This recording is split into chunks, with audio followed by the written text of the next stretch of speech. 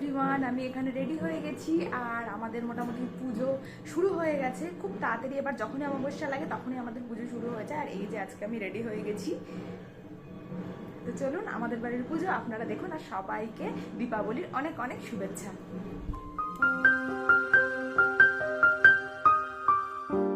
পুজোর দিন সকালবেলা থেকেই আমি আমার ভিডিওটা শুরু করলাম।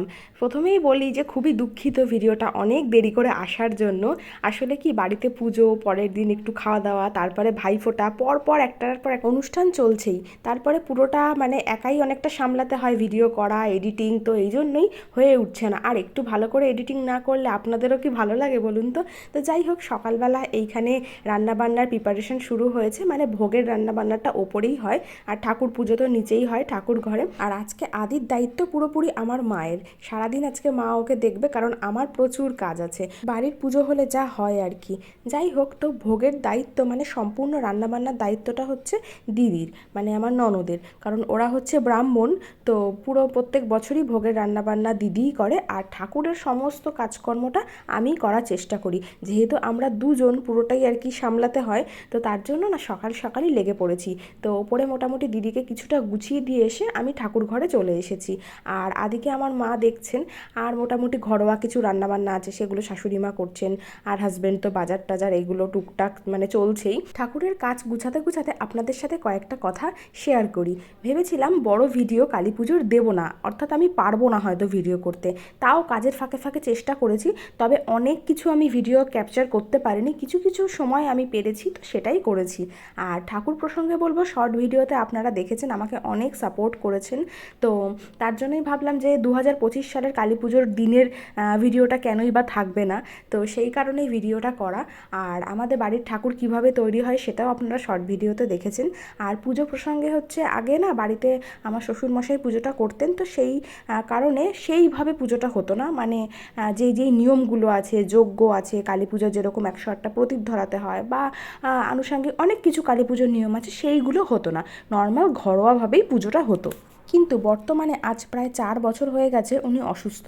সেই কারণে আমরা ঠাকুর মশাই দিয়ে পুজো করাই। আর ঠাকুরটা তৈরির ক্ষেত্রেও আমাদের একটু লোক খুঁজতে হয়, কে বানিয়ে দেবে। তো আর কি, ঠাকুরটা একটু ঠিকঠাক করে শাড়ি টাড়ি গয়না টয়না চেঞ্জ করা, এইটুকুনি। আর যখন শ্বশুরমশাই করতেন তখন কিন্তু পুরো ঠাকুরটা চেঞ্জ করতেন, মানে পুরো ঠাকুর প্রথম থেকে করতেন, রং থেকে শুরু করে ঠাকুরের চোখ দান থেকে শুরু করে সম্পূর্ণটাই। কিন্তু এখন ওনার কাজটা এরকম জাস্ট চালানো হচ্ছে আর কি। আর একটা কথা না আমরা ভীষণভাবে বিশ্বাস করি, সেটা হচ্ছে ঠাকুর নিজেরটাই না নিজে জোগাড় করে নেয়। তো গত বছর যে বানিয়েছেন সে এবছর বানাননি, এবছর অন্য লোক বানিয়েছেন, আগামী বছর কি হবে সেটা আমরা কেউ জানি না। তো সেটাই, ঠাকুরেরটা ঠাকুরই বুঝে নেন আর কি। আর আজকে যে ঠাকুরের কাজকর্মের ক্ষেত্রে না সেরকম কেউ নেই, আমি একাই ছিলাম। সেই জন্য ভাবছিলাম কি অনেক সকাল সকালই শুরু করে দিই, কারণ একাই নিজেকে সবটা গুছাতে হবে আর কি।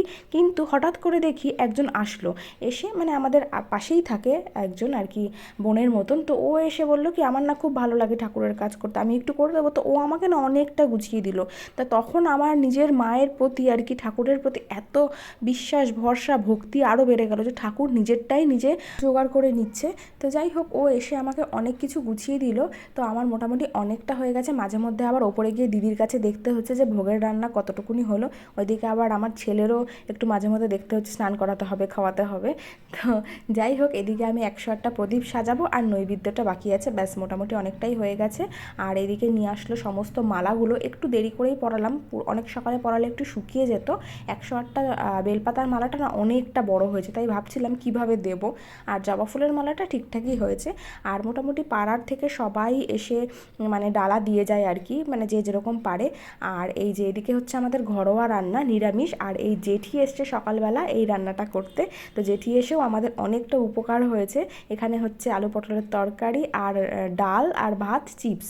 আর এদিকে চলে আসলাম আবার ওপরে। এবার আপনাদের দেখাই ভোগের কতটুকু কি হলো। ওইদিকে হচ্ছে সবজি কাটা হয়ে গেছে ভোগের, এদিকে পায়েস বসে গেছে, এগুলো হবে ভাজা 5 রকমের। এদিকে সুজি হয়ে গেছে, আর সুজির সাথে সাথে এদিকে পায়েসও বসে গেছে। তো এই যে দিদি মোটামুটি সব এদিকে গুছিয়ে নিয়েছে, একা একাই করছে। আর মাঝে মধ্যে যেহেতু মা এখানে আদিকে দেখছে, একটু হেল্প করছে। তো তারপরে আমিও মাঝে মধ্যে আসছি কিছু লাগবে নাকি। আসলে যার বাড়িতে না, সে তার জিনিসপত্র কোথায় আছে না আছে ভালো বুঝতে পারে, তার জন্য আমাকে বারবার মানে বলতে হচ্ছে যে কোনটা লাগবে কি না লাগবে। ওরা তো আর জানে না আমার বাড়িতে কোথায় কি থাকে। তো চলুন এবার আবার নিচে যাই। আর যেহেতু এবার অমাবস্যা তাড়াতাড়ি না, তার জন্য আমাদের খুব তাড়াতাড়ি করে সবটা গুছিয়ে ফেলতে হবে। ঠাকুরমশাই 2:30-এর সময় চলে আসবেন, 3টের সময় পুজোতে বসবেন। তো এইদিকে চলে এসছে আমার আরও দিদি আর কি, যা হয়। তো ওরাও এখন ফল কাটাতে হেল্প করছে। তো এই দেখুন এদিকে ঠাকুরমশাইও চলে এসছে। আর বেশি বকবক করব না, এইবার উনি পুজো করুক আর আপনারাও আমাদের বাড়ির পুজোটা দেখুন। তার আগে একবার আপনাদের ওপরে ভোগের রান্না কতটুকু হলো দেখিয়ে নিয়ে আসছি। যেহেতু আমাদের বাড়িতে না বাড়ির পুজো আর ঠাকুরমশাইয়ের আরও অনেকগুলো পুজো থাকে, তার জন্যই আমাদের পুজোটা সবার আগে করা হয়। মানে অমাবস্যা যখনই লাগে তখন আমাদের বাড়ি করে তারপর উনি অন্যান্য ক্লাবের পুজো করতে যান। এই যে এদিকে ভোগের খিচুড়ি হয়ে গেছে আর লাস্ট মুহূর্তে চলছে এখানে লুচি ভাজা। লুচিটা লাস্টেই ভাজা হয়, আর যেহেতু ভোগটা একটু দেরিতে দিতে লাগে তার জন্য অসুবিধা হয় না।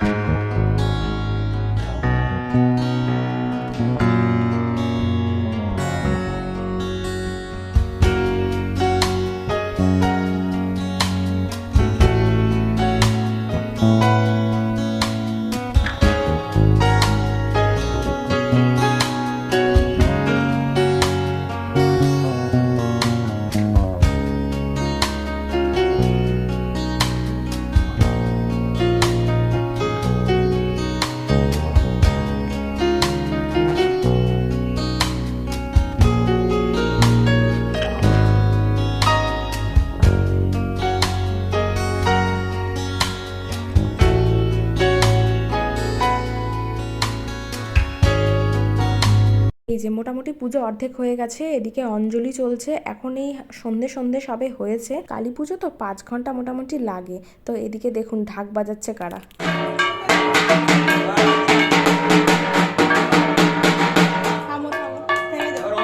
আর অন্যদিকে সবার খিচুড়ি চলে এসছে, মানে যেটা সবাইকে প্রসাদ হিসেবে দেওয়া হবে। তো এটা আমাদের এবার ক্যাটারিং বলা হয়েছিল, বাড়িতে এটা রান্না হয়নি। তো সেখান থেকে দিয়ে গেছে এরকম একটা গামলা পুরো তরকারি আর এরকম 2টো বড় গামলা, একটা ছোট গামলার খিচুড়ি। তো এটাই প্রসাদ হিসাবে সবাইকে দেওয়া হবে। আমাদের বাড়িতে এরকম সিস্টেম এই বছরই প্রথম চালু করা হলো। প্রত্যেক বছর কিন্তু বাড়িতেই রান্নাবান্না করা হতো, কিন্তু এই বছরই ক্যাটারিং দিয়েছে, একটু আর কি খাটাখাটনি করার লোকের অসুবিধা, এই জন্য।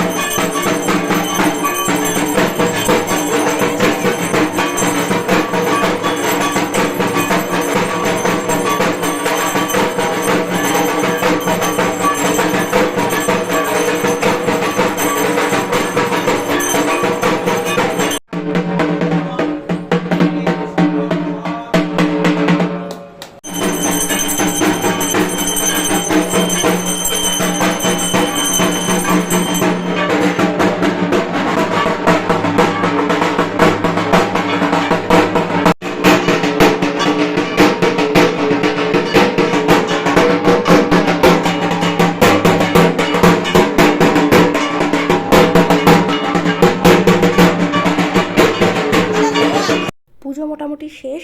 আর আদি এখানে দেখুন, ও এত নাচ করছে, মানে কি বলবো, ও একদম পুরো মুডে চলে এসছে। রাস্তার মাঝখানে এরকম দাঁড়িয়ে নাচ করছে, ওকে বলা হচ্ছে সাইডে যেতেও কিছুতেই যাচ্ছে না। পাড়ায় আসলে পুজো আছে, তো ওইখানে যে বক্সে গান চলছে সেটাতেই নাচ করছে। আর আমরা এদিকে বাড়িতে পুরো মোমবাতি লাগাচ্ছি সন্ধেবেলা। এখন মোটামুটি 7টা বাজে, এখন আমাদের পুজো শেষ হলো, সেই 3টের সময় বসেছে। আদি এবছর না ভীষণ আনন্দ করেছে পুজোতে। আর ঢাক বাজানোর কথা কি বলবো, একটা ছোট মানুষ যে এরকম ঢাক বাজাচ্ছে বাইরে থেকে শুনলে কিন্তু বোঝাই যাচ্ছে না, মনে হচ্ছে বড় কেউ ঢাক বাজাচ্ছে। তো চলুন এবার আমরা উপোস ভাঙি আর তার সাথে প্রসাদ দেওয়া আস্তে আস্তে শুরু করি। আমাদের বাড়িতে প্রসাদের কথা কি বলবো, মানে যাদের নেমন্তন্ন না করলেও তারা চলে আসে। বহু বছর ধরেই পুজোটা হচ্ছে, তো খুব ভালো লাগে সেটা। আর সবাইকেই বলে রাখি যে নেমন্তন্ন করতে না পারলেও ভুলে গেলেও আপনারা প্রসাদ নিয়ে যাবেন। তো এইখানে মোটামুটি শুরু হয়ে গেছে। আর এই দাদা প্রত্যেক বছর প্রসাদ দেয়, তার সাথে হাজব্যান্ডও আছে, আমরাও মোটামুটি সবাই টুকটাক দেওয়ার চেষ্টা করছি। আর ভিডিওটা আজকে রাতে আর করতে পারলাম না, কারণ রাত 11টা অবধি মোটামুটি প্রসাদ দেওয়া চলেছে। আর পরের দিনকে এই যে একটু খাওয়া দাওয়া হচ্ছে বাড়িতে, সকালের লুচি তরকারি হচ্ছে, তার সাথে দুপুরে একটু মাছ ভাত, এই আর কি, ঘরোয়া একদমই। ভেবেছিলাম আজকের দিনেরও একটা পুরো ভিডিও দেব, মানে পুজোর পরের দিন, সেই হিসাবেই এই ভিডিওটা করেছিলাম। কিন্তু সত্যি কথা বলতে বাড়িতে পুজো হলে যা হয় আর কি, অনেক দায়িত্ব থাকে, অনেক কাজ থাকে, ভিডিও সেভাবে করাই হয়ে ওঠেনি। তারপরে আগের দিন উপোস ছিলাম, তো সবটা মিলেমিশে। তো যাই হোক, এতক্ষণ আমার ভিডিওটা দেখার জন্য আপনাদের অসংখ্য ধন্যবাদ। যদি কোথাও ভালো লেগে থাকে, like, comment, share and subscribe. Thank you.